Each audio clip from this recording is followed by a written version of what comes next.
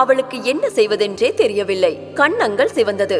சட்டென்று கதவை பூட்டிக் கொண்டாள். ஆனால் சித்தார்த்துக்கு கோபம் வரவில்லை. மாறாக மனதில் பட்டாம்பூச்சி பறப்பது போன்ற உணர்வு. அதே நேரத்தில் அனன்யா உள்ளே உடைமாற்ற சென்றாள்.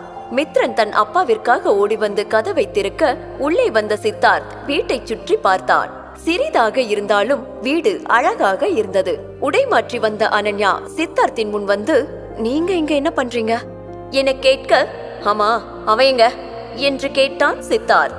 அவன் பிரகாஷை பற்றி தான் கேட்கிறான் என்று புரிந்த அனன்யா, ஆமா பிரகாஷ் இங்க வந்தது உங்களுக்கு எப்படி தெரியும் என கேட்க, மித்ரனை மாட்டிவிட வேண்டாம் என்று நினைத்த சித்தார்த் அமைதியாக நின்றான். இது நிச்சயம் மித்துவின் வேலையாகத்தான் இருக்கும் என்று புரிந்து கொண்ட அனன்யா, சாரி சார், உங்களை திரும்ப திரும்ப தொந்தரவு பண்றேன்னு நினைக்கிறேன். இப்ப எங்களுக்கு ஒரு பிரச்சனையும் இல்ல, அவன் அப்பவே போயிட்டான் என்கிறாள். அப்போது மித்ரன், அப்பா அந்த கெட்ட அங்கிள் இங்க வந்து என் அம்மாவை ஒரு வயசானவருக்கு கல்யாணம் பண்ணி வைக்கிறதா மிரட்டிட்டு போனாரு என்று சொல்ல, அவன் மீது அனன்யாவிற்கு கோபம் தான் வந்தது. தேவையில்லாமல் சித்தார்த்தை இதற்குள் இழுத்துவிட அவள் விரும்பவில்லை. ஆனால் சிறிது நிதானித்த சித்தார்த் அனன்யாவை பார்த்து, miss Ananya, will you marry me என்று கேட்க அதிர்ச்சி அடைகிறாள் அனன்யா. தன் காதுகளை நம்பாத அனன்யா, இப்ப என்ன சொன்னீங்க என்று கேட்டவளை அமைதியாக பார்த்து கொண்டிருந்தான் சித்தார்த்.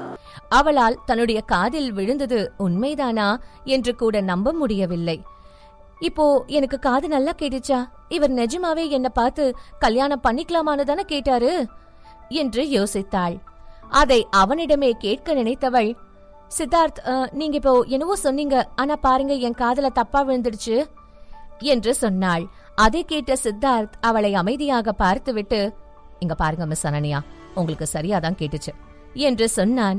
அதை கேட்ட அனன்யா குழம்பி போனாள். அவளுக்கு என்ன நடக்கிறது என்றே புரியவில்லை. அவளுக்கு சித்தார்த் ஒரு விஷயத்தை காரியம் இல்லாமல் செய்ய மாட்டான் என்று புரிந்தது. அவள் அவனை அமைதியாக பார்க்க பெருமூச்சு விட்ட சித்தார்த், மிஸ் அனன்யா, உன்னை உங்க வீட்டுல கல்யாணம் பண்ணிக்க சொல்லி டார்ச்சர் பண்ணிட்டு இருக்காங்க. அதுவும் ஒரு வயசான கிழவனை. அவங்க நீ அந்த கிழவனை கல்யாணம் பண்ணலனா சும்மா இருக்க மாட்டாங்க. அதே நேரம் நீ என்ன கல்யாணம் பண்ண அப்படின்னா அவங்க உன்னை டார்ச்சர் பண்ண மாட்டாங்க. என் வீட்லயும் என்ன கல்யாணம் பண்ணிக்க சொல்லி கேட்டுக்கிட்டே இருக்காங்க. சோ நம்ம 2 பேருக்கும் இப்போ காமனா இருக்கிற பிரச்சனை வந்து கல்யாணம் தான். அதனால நம்ம பேசாம கல்யாணம் பண்ணிப்போம். சோ பிரச்சனை இருக்காது. அதோட இது ரொம்ப உண்மையான கல்யாணம் இல்ல, ஜஸ்ட் டம்மி கல்யாணம் தான். நம்மளோட குடும்பத்தோட பிரஷர்ல இருந்து எஸ்கேப் ஆகத்தான் இந்த கல்யாணம் என்று சொன்னான் சித்தார்த். அனன்யாவை பொறுத்தவரையில் கல்யாணம் என்பது மிகப்பெரிய விஷயம். அதுவும் இல்லாமல் சித்தார்த் போன்ற ஒரு ஆள் அனன்யாவை திருமணம் செய்கிறான் என்றால் அதில் நிறைய கேள்விகள் வரும். அதையெல்லாம் அனன்யா சமாளிக்க வேண்டும். அது மட்டும் அல்லாமல் அனன்யாவிற்கு தெரியும், சித்தார்த்தை திருமணம் செய்தால் அவளுடைய வாழ்க்கையும் மித்ரன் வாழ்க்கையும் பாதுகாப்பாக இருக்கும். ஆனால் அதற்காக சித்தார்த்தை திருமணம் செய்து கொள்ள முடியாதே. என்ன இருந்தாலும் அவனுக்கு இப்பொழுது நினைத்தாலும் வேறு பெண் கிடைக்கும். அதனால் அவள் சித்தார்த்தை திருமணம் செய்வது என்பது இருக்கும் பிரச்சனையை இன்னும் அதிகமாக்குமோ என்றுதான் தோன்றியது. அவள் அமைதியாக சித்தார்த்தை பார்த்து, மிஸ்டர் சித்தார்த், நான் கேக்குறேன்னு தப்பா நினைச்சுக்காதீங்க. கல்யாணம் அப்படின்றது நம்ம மட்டும் டிசைட் பண்ண வேண்டிய விஷயம் இல்ல. இது 2 குடும்பம் சம்பந்தப்பட்ட விஷயமும் கூட. நீங்க பாட்டுக்கு கல்யாணம் பண்ணிக்கலாம்னு சொல்றீங்க. உங்க வீட்ல இந்த கல்யாணத்தை ஏத்துப்பாங்களா என்று கேட்டாள். நீ எதுக்காக மத்தவங்கள பத்தி இந்த அளவுக்கு யோசிக்கிற? இங்க பாரு, இன்னைக்கு நான் உன்கிட்ட சொல்றேன், நான் எப்பவும் ஒரு முடிவு எடுக்கும் போது அடுத்தவங்கள பத்தி யோசிக்க மாட்டேன். கல்யாணம் அப்படின்றது குடும்ப சம்பந்தப்பட்டது இல்ல, கல்யாணம் பண்ணிக்க போற 2 பேர் சம்பந்தப்பட்டது. நீ சொல்லு, உனக்கு என்ன கல்யாணம் பண்ணிக்க சம்மதமா இல்லையா என்று கேட்டான் சித்தார்த்.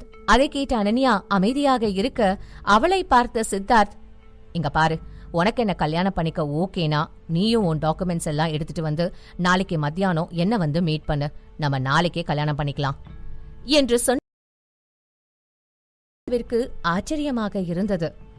அவளால் நம்ப முடியவில்லை. உண்மையாகவே அவன் அவனுடைய குடும்பத்திற்காகத்தான் திருமணம் செய்து கொள்கிறானா, இல்லை தனக்கு உதவி செய்ய இப்பொழுது திருமணம் செய்கிறானா என்று குழப்பமாக இருந்தது. அவள் அதை பற்றி யோசிக்க சித்தார்த்தோ அவளுடைய பதிலுக்கு கூட காத்திருக்காமல் அங்கிருந்து கிளம்பினான். அவன் செல்வதை பார்த்த அனன்யா வேகமாக சென்று அவன் முன் நின்றாள். அவளை பார்த்த சித்தார்த், எனக்கு தெரியும் உன் மனசுல நிறைய கேள்வி இருக்கும், ஆனா ஒன்னு மட்டும் புரிஞ்சுக்கோ, நம்ம கல்யாணம் அப்படின்றது ஒரு அக்ரிமெண்ட், அவ்வளவுதான்.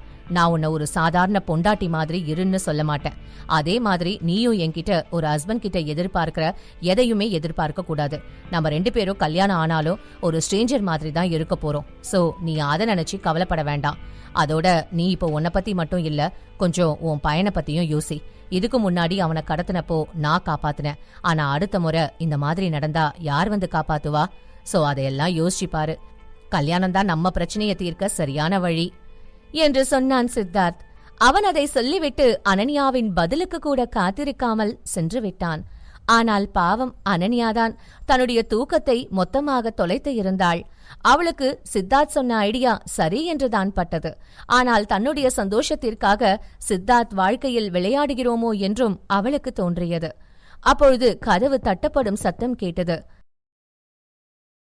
மெதுவாகத்தான் கதவை தட்டினான். ஆனால் இப்பொழுது கதவானது உடைந்து விழும் அளவுக்கு தட்டப்பட்டது. காலையிலேயே பிரச்சனை வாசலுக்கு வந்துவிட்டது என்பதை உணர்ந்தவள் அமைதியாக சென்று கதவை திறந்தாள்.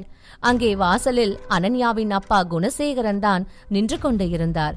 அவரை பார்த்ததும் அனன்யாவிற்கு இனி தனக்கு நாள் நன்றாக போகப் போவதில்லை என்று புரிந்தது.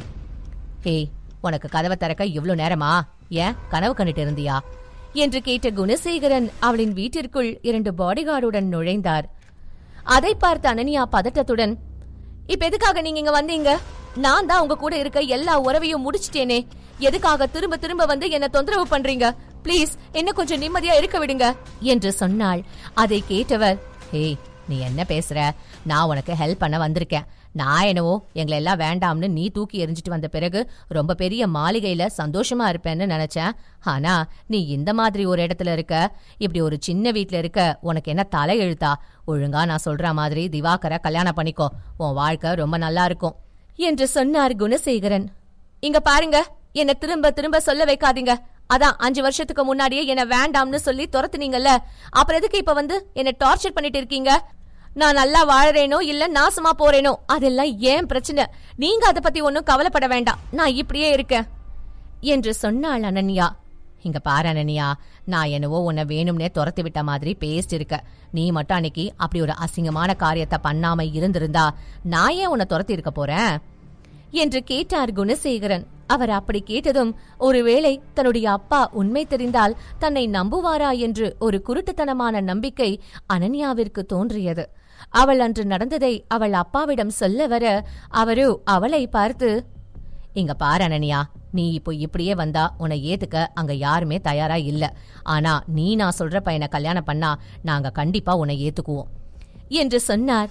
அதை கேட்ட அனன்யாவிற்கு கோபம்தான் வந்தது. அனன்யா எப்பவும் அந்த வீட்டில் கஷ்டத்தை அனுபவித்து வளர்ந்தவர்தான். அப்பொழுது அவள் தன்னுடைய அப்பாவிடம் உண்மையை சொன்னால் மட்டும் அவர் நம்பிவிடுவாரா? எப்படியும் அதையெல்லாம் நடக்காது என்று தெரியும். எனவே அவள் குணசேகரனிடம் தேவையில்லாமல் விளக்கம் சொல்ல வேண்டாம் என்று நினைத்தவள் அவரை பார்த்து, இங்க பாருங்க, நீங்க இவ்ளோ தூரம் வந்து கேட்டதுக்கு தேங்க்ஸ். ஆனா எனக்கு அந்த கல்யாணத்துல விருப்பம் இல்ல. சோ நான் கல்யாணம் பண்ணிக்க மாட்டேன் என்று சொன்னாள் அனன்யா. இங்க பாருமா, நானும் ரொம்ப நல்லவனாதான் இருக்கன்னு நினைக்கிறேன். ஆனா நீ என்ன அப்படி இருக்க விட மாட்டேங்கிற. இப்ப கூட நான் உன்கிட்ட நல்ல விதமா தான் பேசினேன். ஆனா நீ என்ன கோபப்படுத்திட்ட. சோ நான் இப்போ உன்னை கட்டாயப்படுத்த வேண்டியதா இருக்கு. இனி நான் உன்னை இதை பண்றியான்னு கேட்க மாட்டேன். இதை பண்ணணும்னு சொல்லுவேன், நீ அதை பண்ணணும் என்று சொன்னார் குணசேகரன். அவர் சொன்னதை கேட்ட அனன்யா புரியாமல் விழிக்க அவர் சிக்னல் கொடுத்ததும் அவருடன் வந்த பாடிகார்ட்ஸ் இருவரும் நேராக பெட்ரூம் நோக்கி சென்றார்கள். அதை பார்த்தவள் வேகமாக பெட்ரூம் முன்பு நின்று கொண்டு, என்ன நீங்க நினைச்ச மாதிரி எல்லாம் பண்ண இது ஒண்ணு உங்க வீடு இல்ல, இது என் வீடு. இப்படி எல்லாம் இஷ்டத்துக்கு பண்ணீங்கன்னா நான் போலீஸ்க்கு கூப்பிடுவேன் என்று சொன்னாள் அனன்யா. அதை கேட்டு குணசேகரன் அதிர்ச்சியாகவில்லை. அவர் இதெல்லாம் நடக்கும் என்று எதிர்பார்த்தார். அதனால் அவர் அனன்யாவை பார்த்து, என்னம்மா, நான் உனக்கு நல்லது பண்ண நினைச்சாலும் விட மாட்டேங்கிற, என் பேரனுக்கு நல்லது பண்ணணும்னு நினைச்சாலும் விட மாட்டேங்கிற. இதெல்லாம் கொஞ்சம் கூட சரியே இல்ல. தாத்தானா இவ்ளோ வசதியா இருக்கிறப்போ என் பேரை மட்டும் கஷ்டப்படணுமா? நீ மட்டும் நான் சொல்ற மாதிரி பண்ணு, நான் அவனை நிச்சயம் நல்ல இடத்துக்கு அனுப்புவேன். என்ன சொல்ற என்று கேட்டார் குணசேகரன். அவர் சொன்னதை கேட்ட அனன்யாவிற்கு ஒன்றும் புரியவில்லை. அவரை அவள் குழப்பத்துடன் பார்த்தாள். அதே நேரம் அனன்யாவை தள்ளிவிட்டு உள்ளே சென்றார்கள் பாடிகார்ட்ஸ் எல்லாரும். இங்க என்ன நடக்குதுன்னு சொல்லுங்க என்று குணசேகரனை பார்த்து கேட்டாள் அனன்யா. ஆனால் அவர் அவளுக்கு பதில் சொல்லவில்லை. மாறாக அவர் அனன்யாவின் பயந்து போன முகத்தை பார்த்து சந்தோஷம் அடைந்தார். அதையெல்லாம் பார்த்த அனன்யாவிற்கு ஏதாவது செய்தியே ஆக வேண்டும் என்று புரிந்தது. அதனால் அவள் உடனே சித்தார்த்திற்கு கால் செய்தாள். அவளுக்கு மித்ரனின் பாதுகாப்பு அவசியமானதால் சித்தார்த்தை திருமணம் செய்யலாம் என்ற முடிவுக்கு வந்துவிட்டாள். அதே நேரம் காரில் சென்று கொண்டிருந்த சித்தார்த் அனன்யா கால் செய்வதை பார்த்ததும் சற்று குழப்பமடைந்தான். அவன் போனை அட்டன் செய்து என்ன விஷயம் என்று கேட்க போக அவன் பேசுபவதற்குள் முந்திக் கொண்ட அனன்யா, ஹலோ சித்தார்த், நான் உங்களை கல்யாணம் பண்ணிக்கிறேன், நீங்க உடனே எங்க வீட்டுக்கு வர முடியுமா என்று கேட்டாள். அதை கேட்டு சித்தார்த்திற்கு ஏதோ பிரச்சனை என்று புரிந்து உடனே அவன் அனன்யாவிடம் என்னாச்சு என்று கேட்டான். அது சில பேர் எங்க வீட்டுக்கு வந்திருக்காங்க, அவங்களால நானும் மித்ரனும் ஆபத்துல இருக்கோம், பிளீஸ் நீங்க கொஞ்சம் உடனே வாங்க என்று சொன்னாள். அனன்யா அவள் பாத்ரூமில் மறைந்திருந்து பேசினாள். அவளுக்கு மிகவும் குறைவான நேரம்தான் இருந்தது. அது அவள் பதட்டத்தில் வெளிப்பட்டது. சித்தார்த் அனன்யாவிடம், நீ டென்ஷன் ஆகாம இரு, இன்னும் கொஞ்ச நேரத்துல நான் வந்துடுறேன் என்று சொன்னான். அனன்யா பாத்ரூமில் இருந்து வெளியே வந்தாள். அவளுக்கு சித்தார்த் வருவான் என்று சொன்னதால் சற்று நிம்மதியாக இருந்தது. அதே நேரம் அவள் மீண்டும் ரூமிற்கு வரும்பொழுது அவள் கண்ட காட்சி அவளை கோபம் கொள்ள செய்தது. பாவம் மித்ரன் கை கால்கள் கட்டப்பட்டு சோஃபாவில் இருந்தான். அவன் வாயும் டேப் போட்டு மூடி இருந்தது. அதை பார்த்த அனன்யா, என்ன பண்ணிட்டு இருக்கீங்க, அவன் சின்ன பையன், அவனை கஷ்டப்படுத்தாதீங்க என்று சொன்னாள். அதை கேட்ட குணசேகரன், இங்க பாரு, நான் யாரையும் கஷ்டப்படுத்த எல்லாம் நினைக்கல, ஆனா நீ என் பேச்சை கேட்டு நடந்துக்கோ, அப்போ இங்க இருக்க யாருக்கும் பிரச்சனை இருக்காது என்று சொன்னான். அதை கேட்ட அனன்யா, வயசாச்சு, கொஞ்சம் கூட அறிவில்லையா என்று கேட்டபடி குணசேகரன் அருகில் வர அவளை பாடிகார்ட் பிடித்துக் கொண்டார்கள். அதில் கடுப்பான அனன்யா மித்ரனை பாதுகாக்க வேண்டும் என்பதால் அந்த பாடிகார்டின் கையில் கடித்து வைத்துவிட்டு எஸ்கேப் ஆக பார்க்க அப்பொழுது சரியாக டோர்பெல் அடித்தது. குணசேகரன் கதவை திறக்க அங்கே 2 போலீஸ் நின்று கொண்டு இருந்தார்கள். அதை பார்த்த குணசேகரன் அதிர்ச்சி அடைய, போலீசோ கம்ப்ளைண்ட் வந்ததால் தான் தாங்கள் வந்திருப்பதாகவும் எனவே விசாரணைக்கு ஒத்துழைக்கும்படியும் சொன்னார்கள். அதை கேட்ட குணசேகரன் இது நிச்சயம் அனன்யாவின் வேலையாக இருக்கும் என்று புரிந்து கொண்டார்.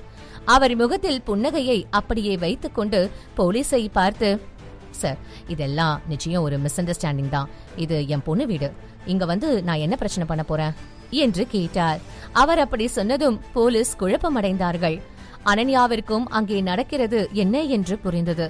கொஞ்சம் விட்டால் கூட தன்னுடைய அப்பா பேச்சை மாற்றிவிடுவார் என்பதால் அனன்யா தன்னை பிடித்திருந்த பாடிகார்டை கடித்து அவனிடமிருந்து எஸ்கேப் ஆகி வேகமாக கதவின் அருகே ஓடி வந்தாள். சார், பிளீஸ் எங்களை காப்பாத்துங்க, இவங்க எல்லாம் ரொம்ப கெட்டவங்க, என்ன ரொம்ப டார்ச்சர் பண்றாங்க என்று சொன்னாள். அனன்யா எல்லாவற்றையும் போட்டு போலீஸ் முன்னால் உடைத்த பிறகு குணசேகரனால் எதையும் மழுப்பி பேச முடியவில்லை. அதனால் அவர் அமைதியாக இருந்தார். போலீஸ் அவரை வார்ன் செய்து வீட்டிற்கு செல்ல சொன்னார்கள். அதில் கடுப்பான குணசேகரன் அனன்யாவை முறைத்துவிட்டு பாடிகார்ட்ஸுடன் சென்று விட்டார். போலீசும் உதவி வேண்டும் என்றால் அழைக்கும்படி சொல்லிவிட்டு சென்று விட்டார்கள். அனன்யா மித்ரனை அணைத்தபடி அமர்ந்திருந்தாள். அவளால் இந்த சிறு வயதில் மித்ரன் சந்திக்கும் கஷ்டங்களை தாங்கவே முடியவில்லை. அவள் சித்தார்த்திற்கு நன்றி சொல்ல நினைத்தாள். மித்ரனும் சற்று கவலையாக இருப்பதால் அவனை சந்தித்தால் சற்று நிம்மதியாக இருப்பான் என்று நினைத்தாள்.